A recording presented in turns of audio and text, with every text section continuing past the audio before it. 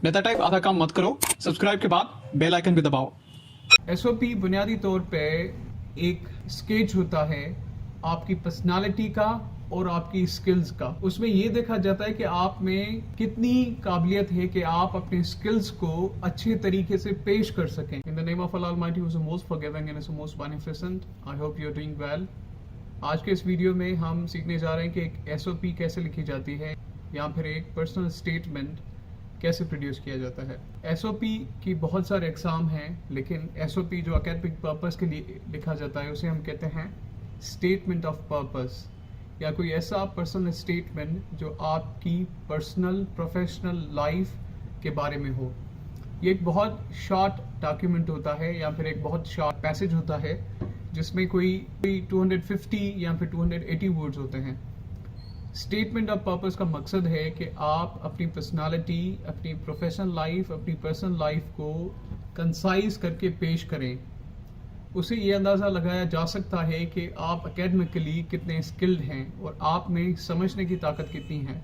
SOP बुनियादी तौर पे फॉरेन स्कॉलरशिप्स की रिक्वायरमेंट होती है या फिर किसी भी जॉब अपॉर्चुनिटी को अवेल करने के लिए कुछ ऑर्गेनाइजेशन एसओपी की डिमांड करती हैं, लेकिन मोस्टली इसका जो इस्तेमाल है एकेडमिक वर्ल्ड में वो पर्पस ऑफ एडमिशन है या फिर पर्पस ऑफ स्कॉलरशिप है। जैसे अगर आप कोई भी अपॉर्चुनिटी अवेल करना चाहते हैं किसी भी यूनिवर्सिटी में रिसर्च के लिए या फिर पीएचडी के लिए, तो उसमें भी पर्सनल स्टेटमेंट एक रिक्वायरमेंट होती है। तो चलें इस बात को समझते हैं कि कैसे एक बहुत अच्छा, कंसाइज और अट्रैक्टिव एसओपी या फिर पर्सनल स्टेटमेंट हम प्रोड्यूस करें। एसओपी बुनियादी तौर पे एक स्केच होता है आपकी पर्सनालिटी का और आपकी स्किल्स का। उसमें ये देखा जाता है कि आप में कितनी काबिलियत है कि आप अपने स्किल्स को अच्छे तरीके से पेश कर सकें।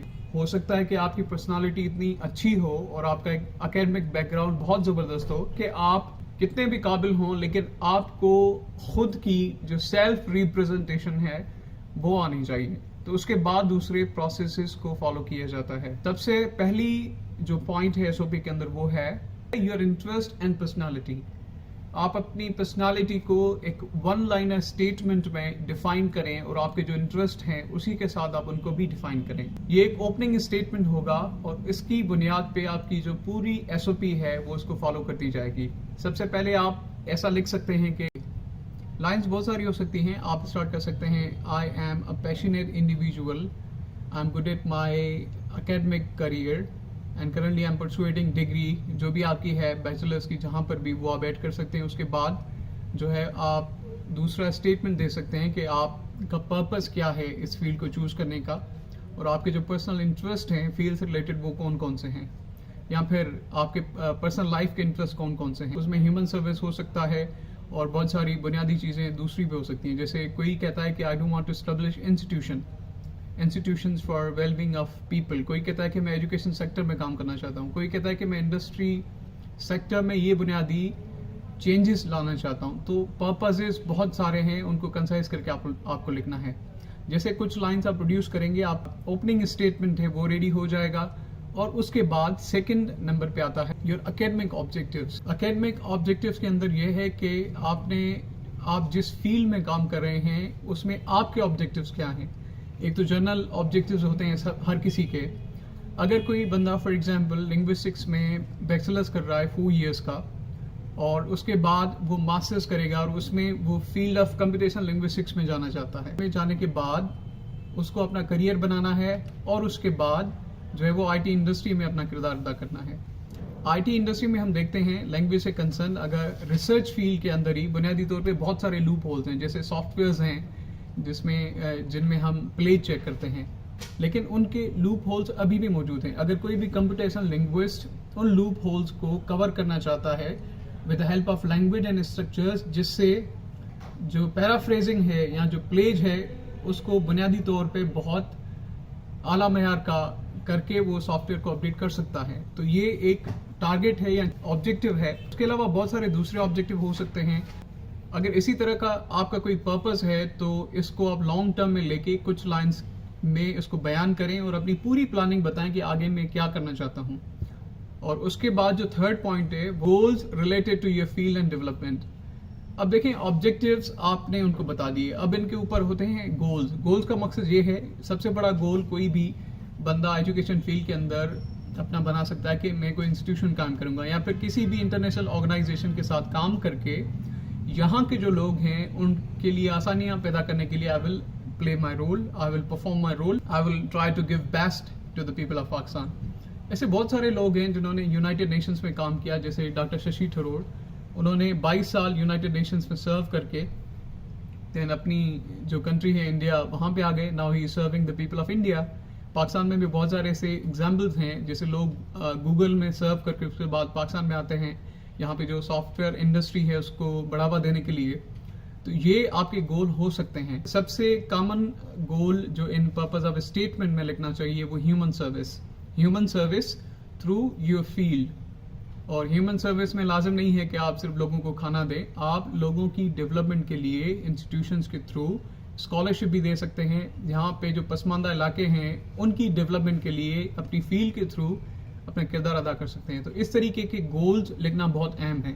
वो ह्यूमैनिटेरियन होने चाहिए सारे, और विमेन एम्पावरमेंट पे होने चाहिए, और जो बुनियादी टेबूज हैं हमारी सोसाइटी में, सोशल पॉलिटिकल, उनको ख़त्म करने के लिए आपको अपना किरदार है। तो असल में वो टेस्टिंग होती है आपके माइंड की कि आपका माइंड है क्या वो यूनिवर्सल जो ट्रेंड्स हैं उनको एक्सेप्ट करता है एजुकेशन में, सोसाइटी में, या फिर नहीं।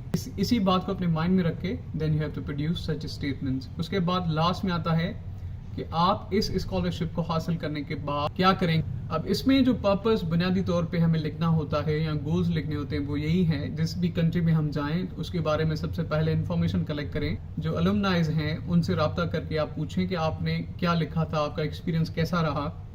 अगर यूएसए में आप जाना चाहते हैं तो उनके कल्चर के हवाले से आप लिख सकते हैं कि यूएस की जो सोसाइटी है बहुत मॉडर्न है, एजुकेशन में बहुत आगे है, उनके जो ह्यूमैनिटेरियन कस्टम्स हैं वो बहुत अच्छी हैं, और ख़ास करके विमेन एम्पावरमेंट में यूएसए में बहुत काम हो रहा है। सबसे बड़ी बात कि यूएसए के जो लोग हैं वो हमेशा थर्ड वर्ल्ड कंट्रीज़ या फिर जो अंडर डेवलप्ड कंट्रीज़ हैं उनकी बहुत मदद करते हैं।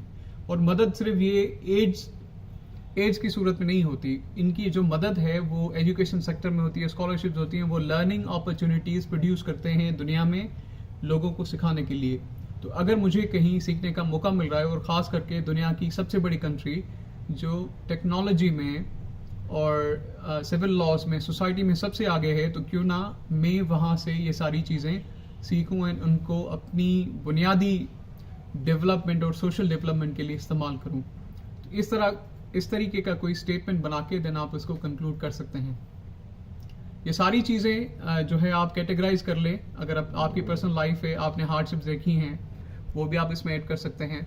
जैसे खास करके रूरल एरियाज में जो रहने वाले लोग हैं उनके लिए बहुत सारे चैलेंजेस हैं। अगर कोई मेल है तो उसके लिए फाइनेंशियल चैलेंजेस हैं, सोसाइटी में उसको कबूल नहीं किया जाता या फिर उसके अगेंस्ट लोग जाते हैं। अगर कोई फीमेल है तो she is denied opportunities for basic education, तो मजबूरी में उनको वहाँ से माइग्रेट करना पड़ता है to the cities in order to hunt the opportunities. तो इस तरीके से बहुत सारे सिनारियोज हैं।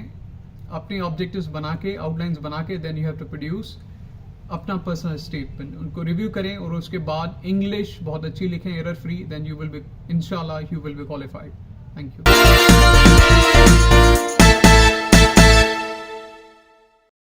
नेता टाइप आधा काम मत करो, सब्सक्राइब के बाद बेल आइकन भी दबाओ।